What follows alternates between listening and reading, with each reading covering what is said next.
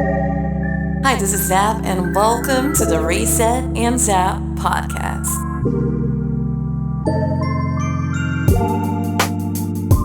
I just need a reset. No, it's not enough to press pause. I think I need a reset. I need a reset. Give me a reset.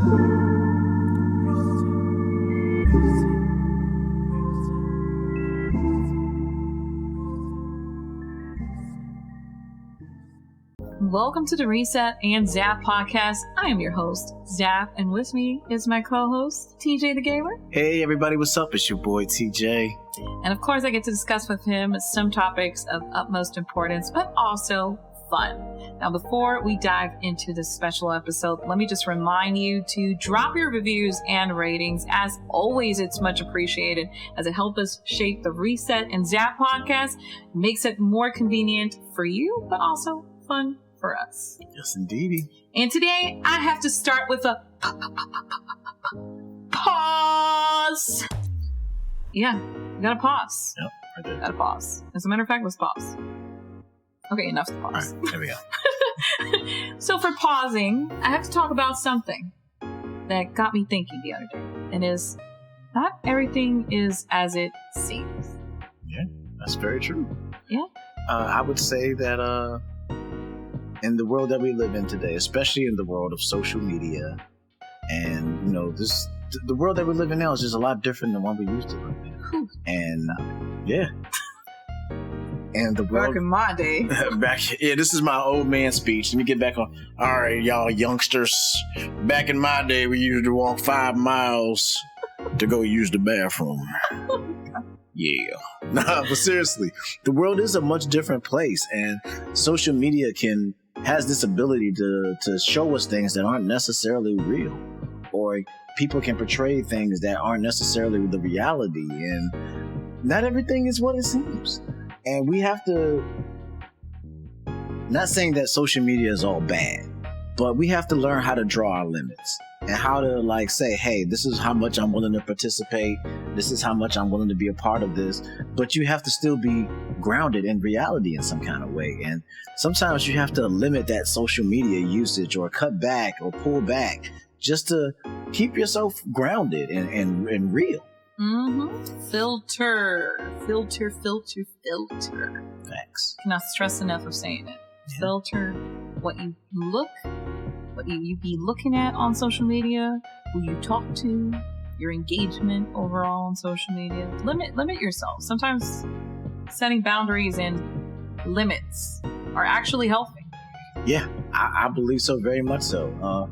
Because I was probably actually on the opposite end of the spectrum at one point where I just didn't do social media at all. But, when I got into content creation, of course, I had to decide that, hey, in order to push forward, that I'm going to need to engage in this thing.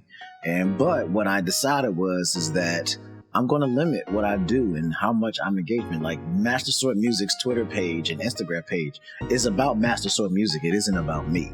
So that's kind of how I create that boundary and that distance. And as I may post some personal things here, I'll post a picture of me and you on there or something like that. Yeah. But overall, I'm not going to be posting like my personal business, or if me and you have an argument and I'm going to post that on social media, or if I'm dealing with something very personal within my family, I'm not going to post that. Like, we've gotten into this world where people just feel like they need to post everything that's going on in their lives on social media. Yeah. And I don't honestly think that's healthy. Nope, it's not. It's all about widening your view when it comes to social media, but also just life in general. Agreed. Yeah. What a perfect way to transition now to the reset segment. And it's about talking about the future of not only of console gaming, but gaming in general. Okay, this is a topic right here, huh? Yeah. And this all started off with a request from the community where they were asking about my opinion when it comes to the future of Xbox. So I decided, you know what? Why limit ourselves to discussing the future of Xbox when we could just discuss the future overall of gaming? Okay. You want to dive into this thing? Let's dive into this. Let's educate them for a little bit. For me, I'm gonna start with Xbox. Okay. I'm gonna start with the Xbox. For me, I actually see the Xbox future as being pretty bright. I think they have incorporated a very intelligent strategy for the future of the company. Like, a lot of people are looking at what's going on now with Xbox and like, oh, this game is doing this and this. But honestly, I think what Xbox is doing is quite smart. They are looking to the future of what gaming is going to eventually become. Because I know a lot of people are going to be upset and hate me for this, but the days of physical gaming are eventually going to fade. Like, there's going to be a point where that's not a thing anymore, and digital gaming is going to be where it is. And now Xbox has built the Game Pass landscape that is really going to take advantage of that. Where it's like, okay, now I can just purchase this pass and have access to all of these games and just at my fingertips now. And I think that's a really smart strategy to what gaming has become, because you got to think about it in all other aspects. Movies, Netflix, and your anime, Disney. Your Crunchyrolls, your Disney Pluses, and that's kind of where things is going now. Like, traditional media is kind of a thing of the past at this point. Yeah. Like, when was the last time you bought a DVD? Oof. Jesus, you making me feel old. Right? Yeah. Like, that's not a thing anymore. People don't watch movies on DVDs. You go to Netflix, or you go to Disney Plus, or you go to a movie theater, but it's not physical media anymore. Like, physical media is a kind of a thing of the past. And I think Xbox is really getting ahead of the curve on that by, all right, how can we entice people to come to our platform, to come to our system? And that's by getting all these companies, getting all these licenses, getting all this right, making our Game Pass more and more relevant by having all these games that people actually want to play. So I feel that the next year for Xbox is going to be quite impressive. Yeah. Like, Xbox is going to be a force to contend with in the next year or two, because they have already set themselves up for what gaming is going to be. So in my opinion, I think the Xbox is going to be the company to watch in the next few years. Yeah. I think the key word here is accessibility. Oh yeah. Like, they're really tapping into how accessible can I make my services and overall this console to everyone in general. Not only to our hardcore gamers, but just to the average everyday consumer. You know, to a mom that's going to purchase a console for their kids. You know, any type of audience. How are we going to cater correctly to everyone in general? You know, and Game Pass. You know what I compare Game Pass to? In a funny way, I compare it like going to Blockbuster. Yeah.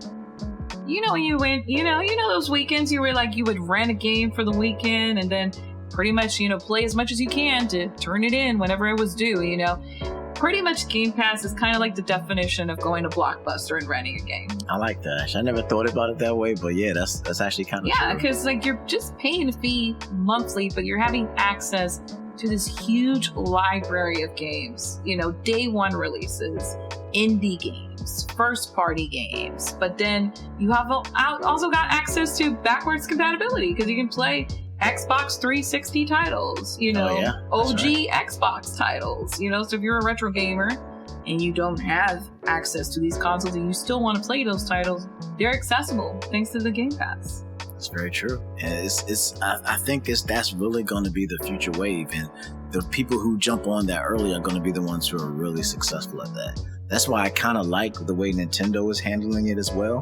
Nintendo has opened their doors to the indie console market. And for indie companies, like the Switch has kind of been, the Nintendo Switch has been the go-to console for indie gaming. And they've also opened their doors to retro gaming by throwing all these, these virtual consoles that have all these older retro Nintendo titles on there. And I swear for goodness, I know the GameCube is coming next. Come on, Nintendo, don't play with me. The GameCube is coming next. But they've really done a good job with making their service worthwhile now. Like I said, you get all these access to all these retro games, and you get access to all these free DLCs. Like when I bought a game that you guys will probably be surprised that I really like, Animal Crossing. When I purchased Animal Crossing, I was able to get the DLC for free because I had the Nintendo service, and I got the Mario Kart DLC for free because I had the service. And it's all about the value now. It's all about the value of what can we do? How can we keep you on our console? And how can we add value to that service to keep you on our console? And I think that is really the future of what gaming is. And I feel like Xbox and Nintendo have been doing a really, really good job of that, of paying attention to what their customer base wants and what is the current future of gaming and where things are going to go. So like, I really feel like those two companies are really like, and I say Capcom is another one. Ooh, like Capcom has been doing a fantastic job of listening to their consumer base and saying, what do you guys really want? Like, what they've done something that I feel like in the fighting game genre, what they've done is they've gone beyond the arcade formula. Because fighting games for a long time have been stuck in that arcade formula. Like, this is just a fighting game, and you pop in your quarters and you play. But now it's gotten to the point where these are just video games now. So like, what do you have to offer us as a video game? What is worth my $60 or $70 now? Mm-hmm. And Street Fighter answers with, okay, we're going to give you a whole single player open world Street Fighter experience. Yeah.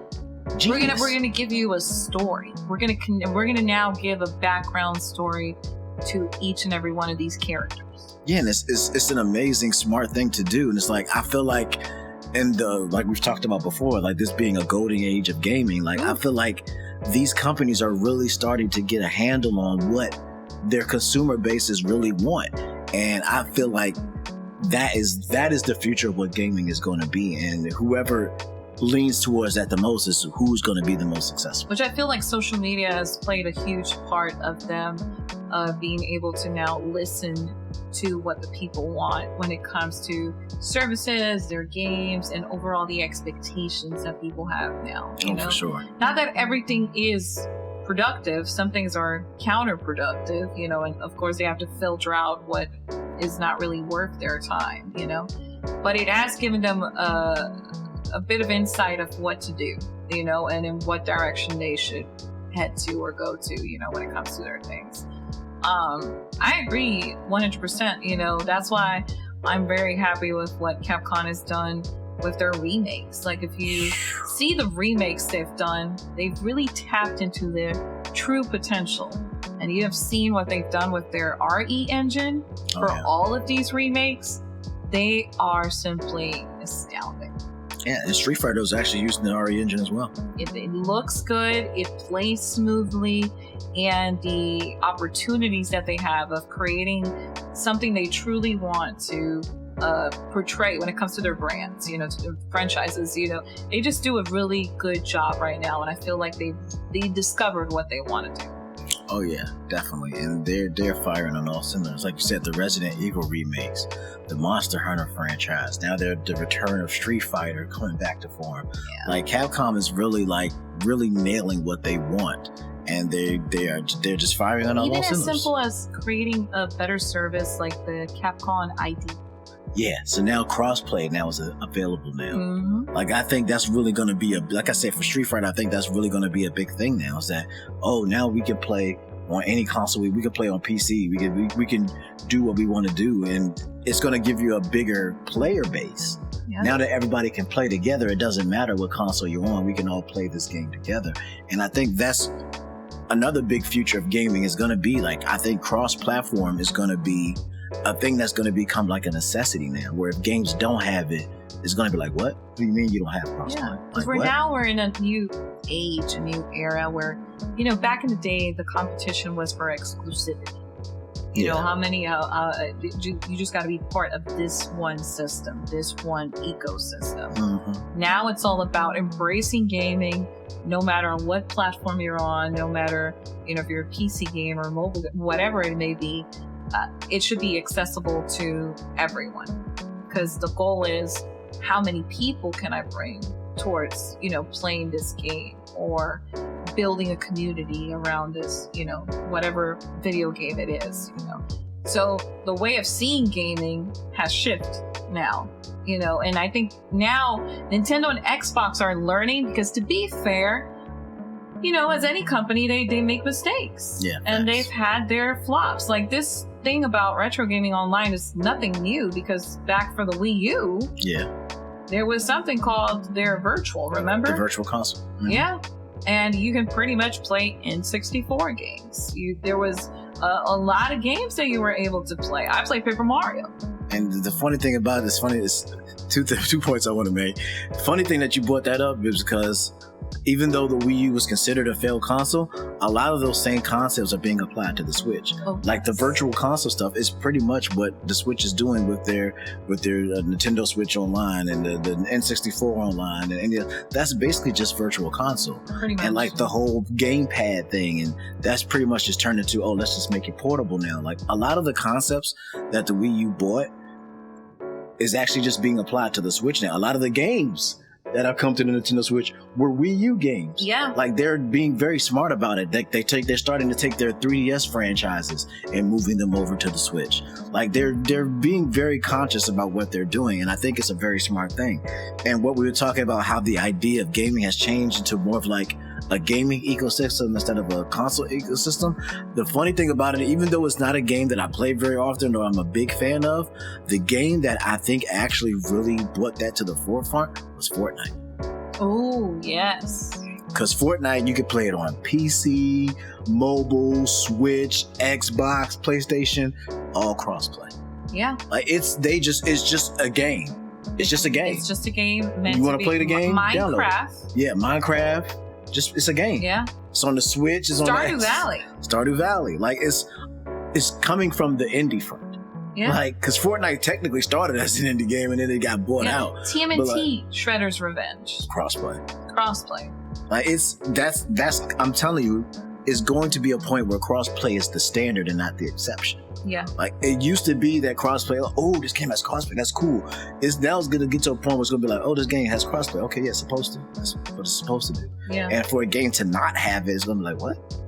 Yeah. What do you mean? And I think for Xbox, the biggest lesson they learned, coming from, as an Xbox ambassador, is that at some point, we had this talk the other day, Xbox was only known for their shooter games, because at that time, let's be fair. That was what was popular at the time. It was what was hot, what was trending, what was popular, what was the go-to for everyone. So can you really blame them for catering that audience during that time? No. Not really. They were pretty successful doing it, actually. Yeah, they were known for it.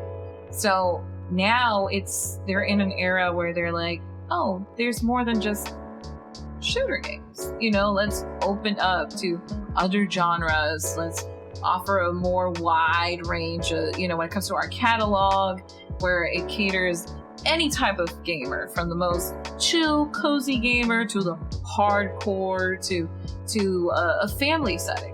Just a mom that wants to play with her kid a game, to the people who want to play co-op, or just the people who are exclusively online gamers, so now there's something for everyone. And I love it because I've been able to experience so many great games now, thank you to Xbox allowing those services and being able to build because can I emphasize this for a minute? But when it comes to Xbox community, they've done a really good job. Like it's so much easier to chat with people, to create a party, to join them in a game. Like you can create groups now where you promote and do a campaign of like, hey, this day on this time, I'm playing this game. And if anybody wants to join in, join me at this time. And you have people actually joining and accepting the invitation. And at that time, you went live, you started playing the game. People are playing the same game with you at that time. That's awesome. I love also how they've made it so easy for streamers as well. Because I didn't even realize that. It was funny because a part of my MSM group, Thousand Star and Kotetsu, we got together on a Sunday and we're playing Shredder's Revenge, and like literally all I had to do was plug in my headphones to the controller, and next thing I know we're all on stream. We're streaming live. The Thousand Star is streaming on his channel, and we're all talking, and we're just going. We didn't even really have to do anything. All I had to do is click one button that says allow audio to be heard over streaming or whatever, and it gives you an option. Like if I don't want my voice to be heard on stream, I could just hit that button and I'm out. I hit that button and then I'm in. Like I never realized how simple it was to set up streaming from the Xbox. Like it was just boom, boom. All right, we all in, we on the stream, and now we're talking, and now all three of us are playing this game together and talking and streaming live. Like it was absolutely easy to do and just like super fun. Like it was, I love that. I think that when it came to the discussion of, because we can go on and forth with, with mistakes that each company has made. And I think we all know those mistakes. Yeah. Why continue talking about it? But instead, why not highlight what each company is good at? So, like, for the longest, when it came to Sony, I actually gave them credit for being the first company who was courageous enough into tapping into the VR world. Oh, yeah, for sure.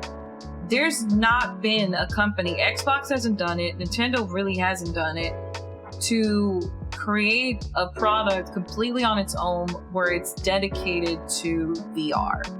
And it's the first gaming console that does VR. Yeah. It didn't rely on a PC to make it work. And it was pretty good. Yeah, I've heard good things about it. I've heard nothing but good things about it. It was pretty good. I actually experienced it myself. I played VR. I played a couple games that were really good, like Job Simulator was one of the most popular games that you got to play in VR. Mm-hmm. I think the other game, there was it was like a rat, a mice. I think the name was Moss. It was a knight. Okay. Right?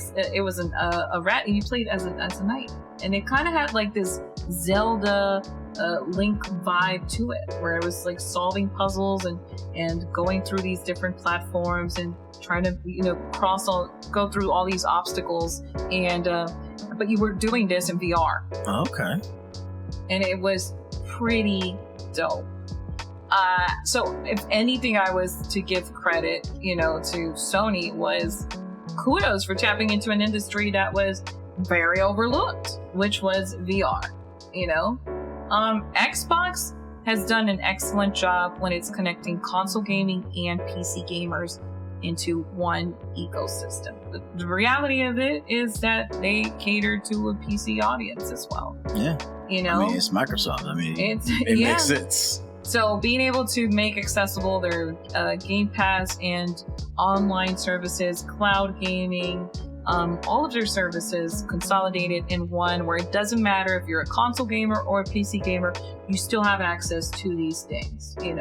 They really, when it comes to online, like hands down, Xbox knows what they're doing. They truly know what they're doing. When it comes to Nintendo Switch is the king of first party. Yes. Just first party games, exclusivity, and they're known for being the indie machine. Yeah, definitely.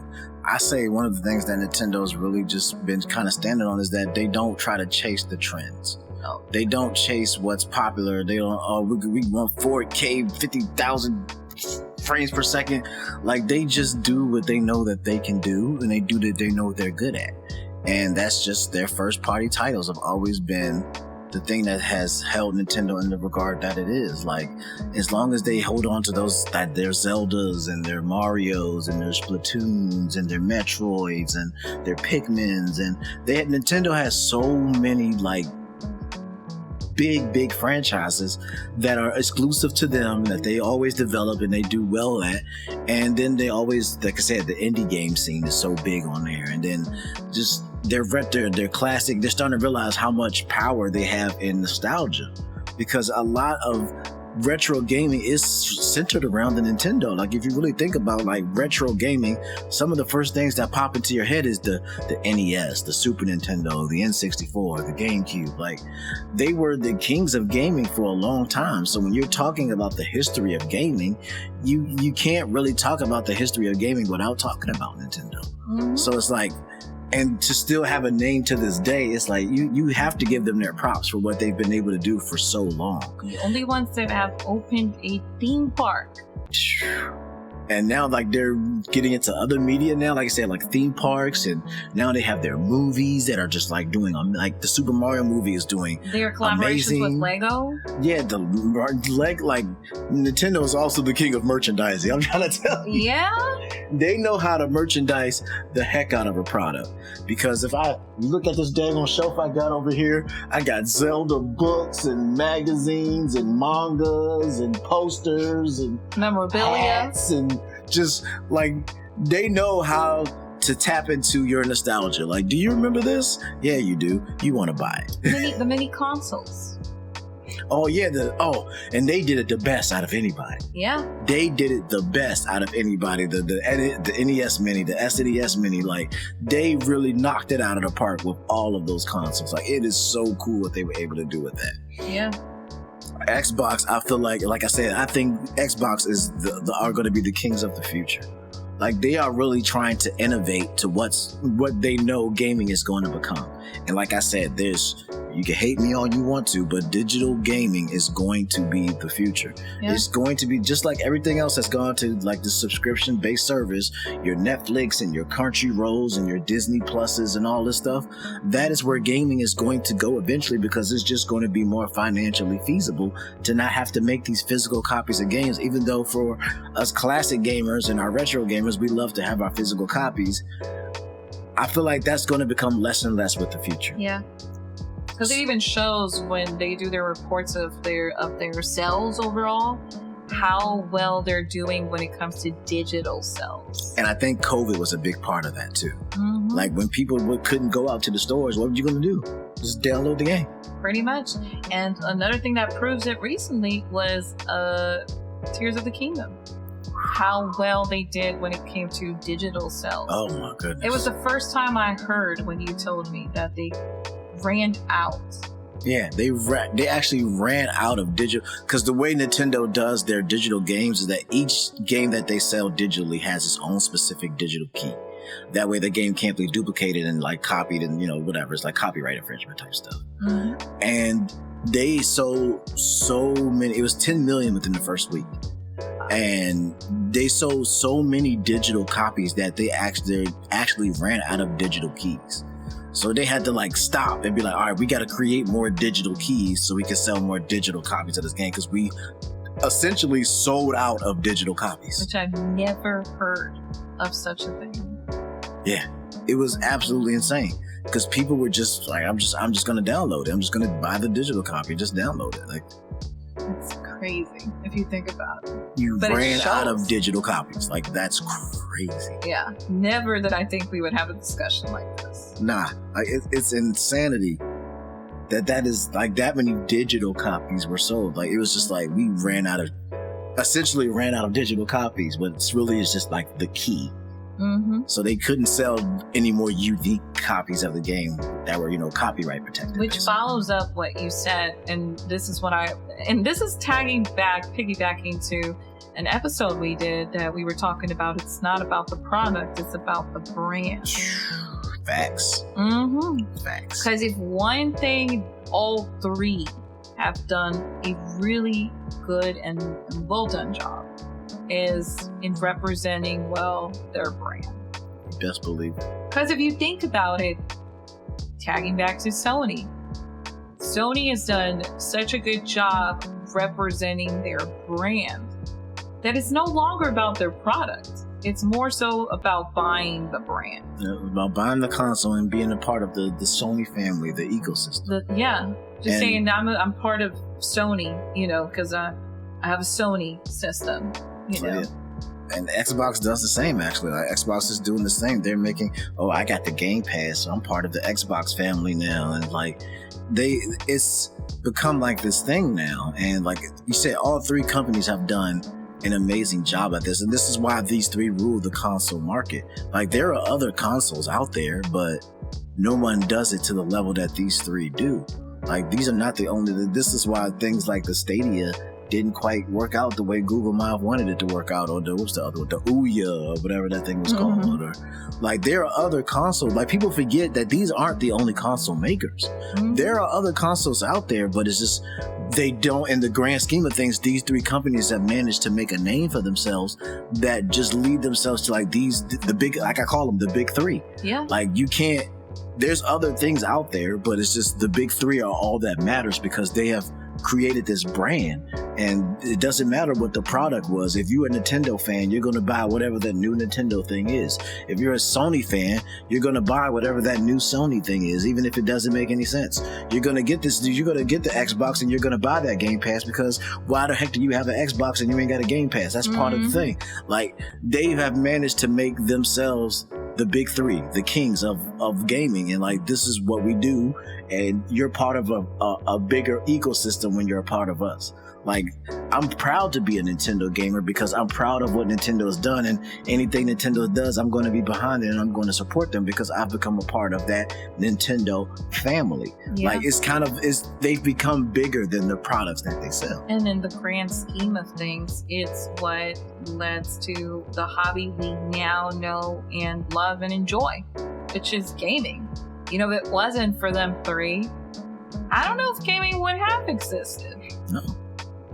Like I said, like in the late 80s, early 90s Was the crash. when things were going bad, like Nintendo came in and said, we need to do something different. We need to create something that that is a brand that can be stand by. Because the problem with gaming from that time was that anybody and everybody was making games. Like, it didn't matter what it was. There was no quality control. It was just whatever. And then people wonder why Nintendo is the way they are, because they had to save the industry this way. They said, we're going to put our name on this thing and we're going to say that this is a quality product. All the games that come out are going to go through a Nintendo quality check. You have to go through a process to even get your game on our system, and we're going to quality control all this thing. That way we're not getting a bunch of junk on this thing. Which lead to later on now when, what is it called? The ERSB. ERSB. Yes. Which is now even more important because before a game even drops, it has to go through that process. So that way it's labeled correctly and everybody knows what type of audience it's reaching out to. Yeah, so it's like before this, these measures was not in place. There was no quality control. There was no, age restriction qualities, and like these things did not exist. And Nintendo was the start of it, but then, Sony came along and added their thing to it, and the Xbox came along and added to that. And these are why the three kings have dominated this field for so long. And anybody else that's tried to come in has come and gone and failed because, your Jaguars are gone. Even though I love Sega to death, they couldn't really keep up to the level that these three companies did. And your Google Stadias and all this kind of stuff, like other people have tried to enter this market but have not been able to dominate it to the level that these three have. And that's why when it comes to gaming, these are the only three names that even really come up anymore. Yeah. And one thing I wanted to add is that competition is healthy. We need healthy competition because Facts. It pushes them to become better and not be lazy, because I think the world would have been different if it was just Nintendo. Oh, for sure. For sure. So, having those competitors and them wanting to bring the best of the best into this market, we as a consumer can appreciate it because we have something called choices. Exactly. And pretty much like we always like to say on social media, speak with your wallet. Exactly. Put your money behind who you support. Exactly. So regardless of what type of gamer you are, what platform you prefer gaming on, what video games you enjoy playing, there's a choice for everyone and everybody can choose what they enjoy and, try to keep it as friendly as possible because for me, I'm more happy for the industry as a whole. I don't think about it as, I'm happy for Nintendo, I'm happy for Xbox. I'm happy for gaming as a whole because where we are in gaming now, the whole ecosystem is healthy. And that's what makes me happy because like you said, the competition is needed because competition breeds innovation. So now so now that these companies are doing this, let us try to do this. Without Sony and Xbox pushing the limit technology wise, Nintendo's all right, we can't compete on that level. So what can we do that's different that'll make us shine? Let's make us a portable handheld console. You know what I'm saying? They knew they couldn't compete technology wise. So all right, we're going to do it our own way. So it's that competition breeds innovation and creativity. So it's all right, we're going to do this and put ourselves in a whole separate category from everybody else now. And now Sony and Xbox are doing their thing. All right, Xbox is going into more of all right, cloud gaming and Game Pass and Xbox Sony is pushing the limits of technology. Like, all right, what kind of accessories and cool add-ons we can add to make our system do cool stuff? Like, all right, let's do this VR thing. Let's do this streaming thing.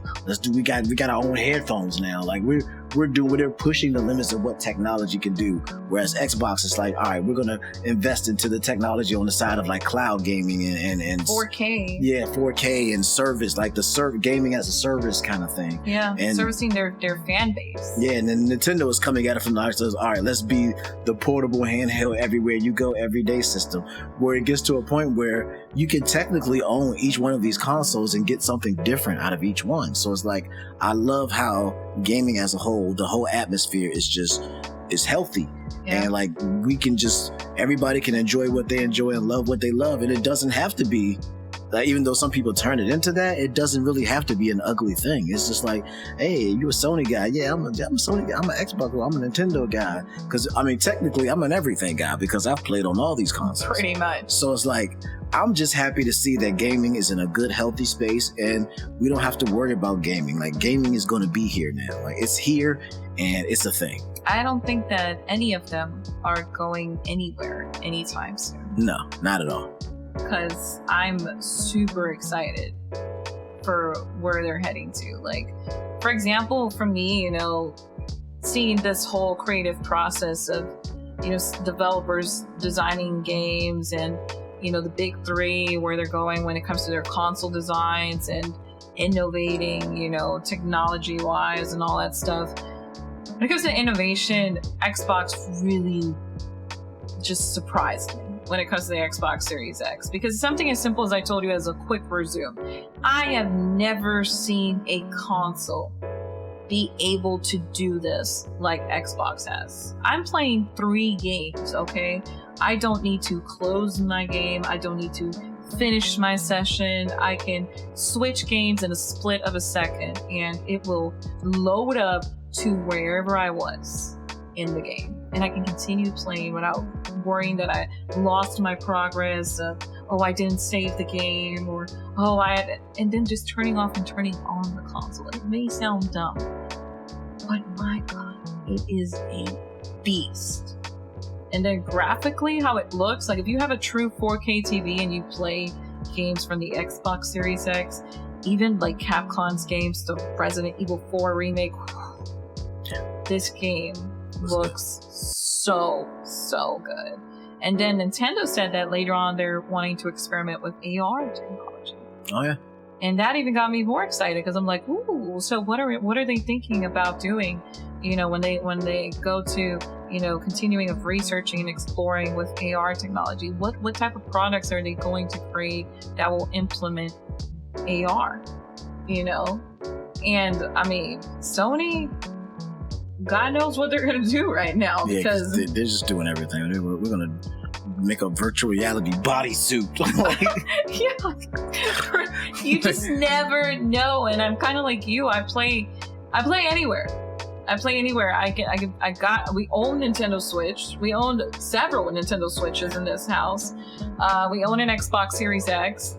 We play games on our PC, I have handheld and retro consoles. Like, I've even played games on my phone. So, yeah.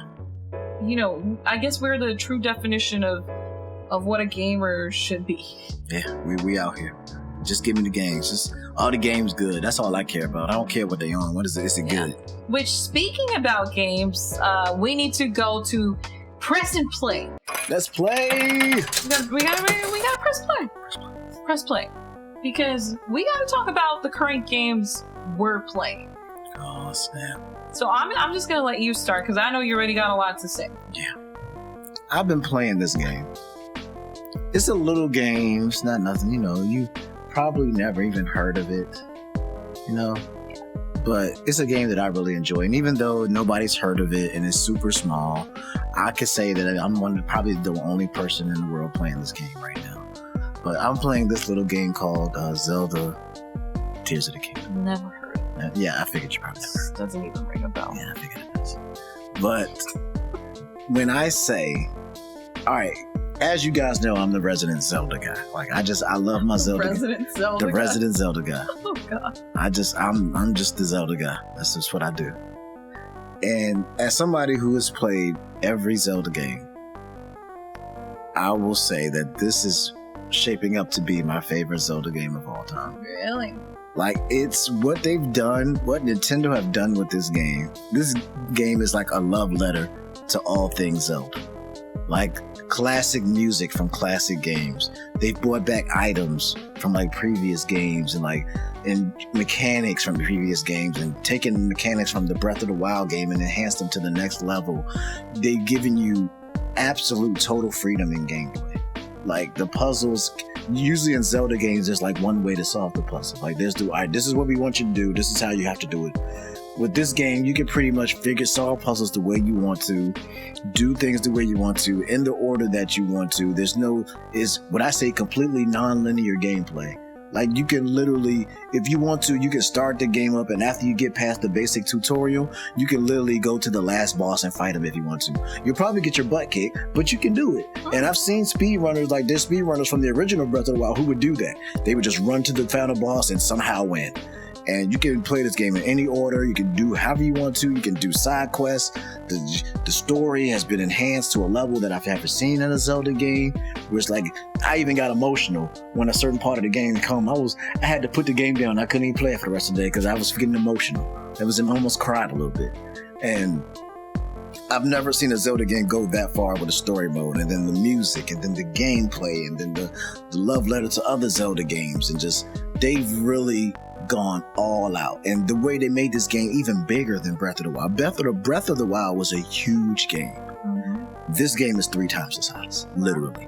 Where now you have the whole world above Hyrule, and you have the world underneath Hyrule. So it's literally 3 different open world maps to explore. And Nintendo just said, they took the Smash Brothers approach to Zelda. We're just gonna throw everything that everybody wants.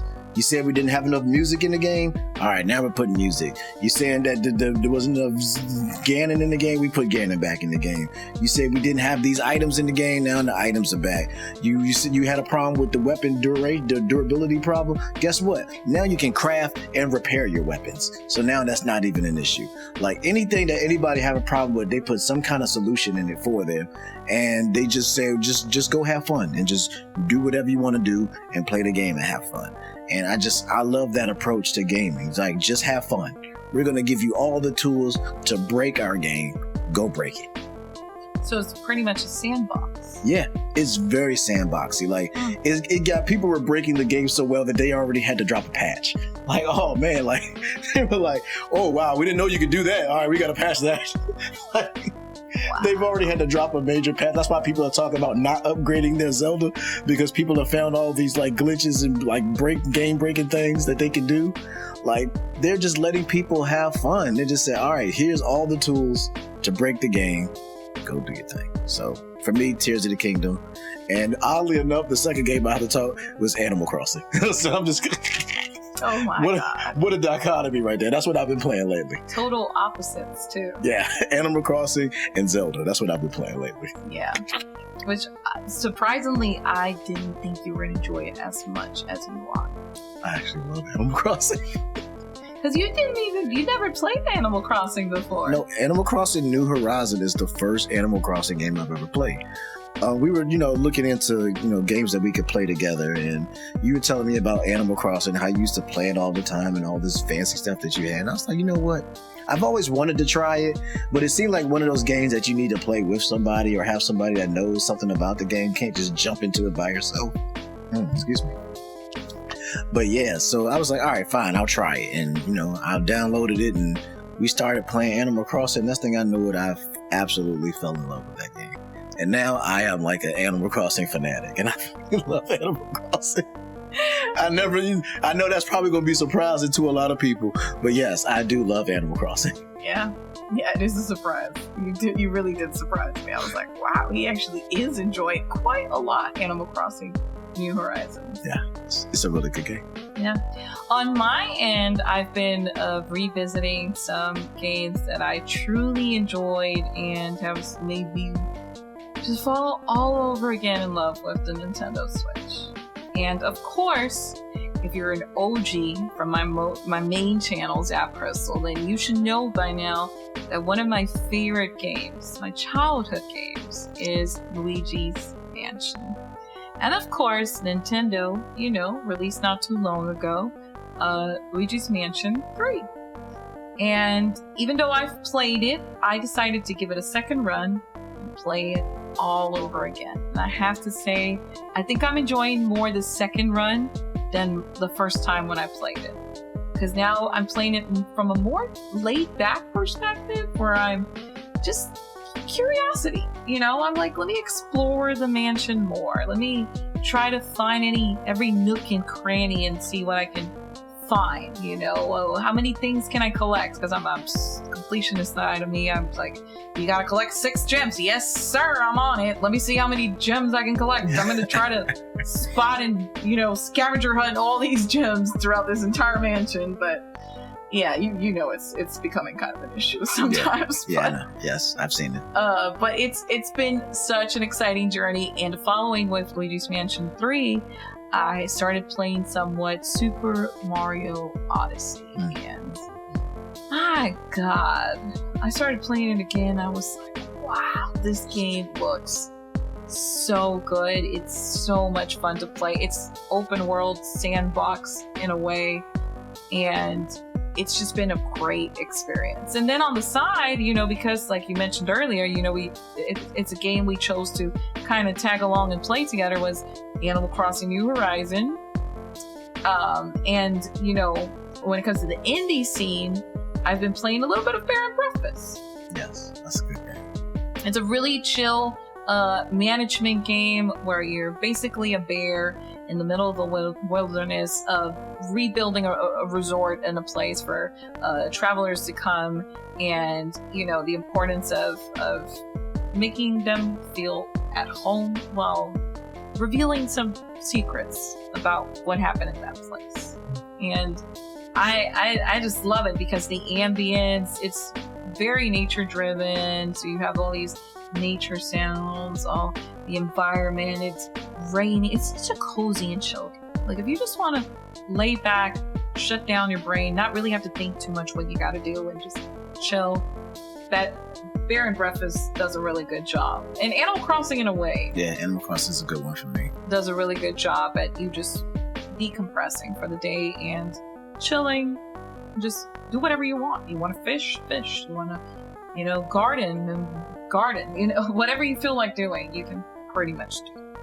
Oh, one more I want to bring up too is another indie game that I've been enjoying quite a bit that I need to get back into after I finish my Zelda run, but Spiritfarer. Oh, yes. It's probably one of the best indie games I've played in a long time, and like it is just an amazingly fun game. Like it's just a good time. Like it's just, the story is absolutely touching, and like once you realize what's happening, you're just like, oh wow, like it gets really deep for such a simple like game. Like you wouldn't expect the story to go this level, but it does. The gameplay is fun and snappy and just easy. It's easy to learn, but like then you started getting into the nuances of it, and you can kind of strategize a little bit, and just like and then what we even discovered recently is the 2-player. Oh my God, yes. The multiplayer function in this game, where you can actually have 2 players play at the same time, and the second player plays as the cat. It's completely a new experience. Oh, it was so cool. Because the things you can do as a cat is pretty amazing. Yeah, and the one thing that this game really does so well is the animation. This game is so beautifully animated. Like, it's just some of the smoothest, cleanest animations I've ever seen. And it's just, this is an indie game, and it has better animations than some games that are like, they have twice the budget. So it's like, I can't even imagine what they would do. Like it's such a good game, and I've become a really big fan of that game. Yeah, Spiritfarer holds a very special place in my heart.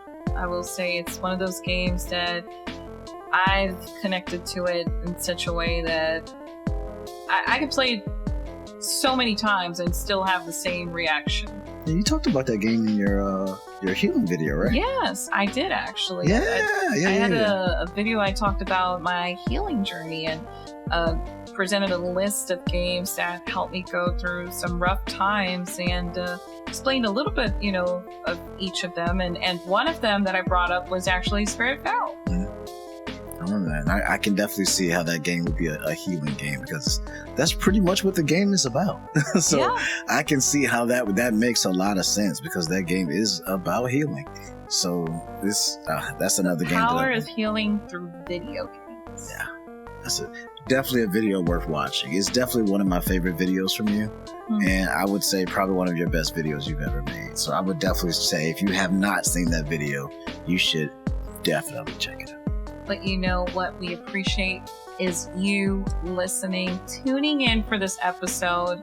I hope you guys enjoyed it. And as always, make sure to check our show notes. They're having a complete recap, summary of what this episode is about. But also engage with us. Let us know, what are some of the games you're currently playing? And what do you think about the future of console gaming and just gaming in general? What are your thoughts? What are some of the opinions you have to share with me, but also with the entire community of Reset and Zap? Thank you so much. Don't forget to leave those reviews and ratings. We've had so much fun making these episodes. Oh, yeah. And there's more to come in this first season for you guys. So, as always, remember to reset for the week and Zap. Thank you so much for listening. Bye-bye. Bye-bye.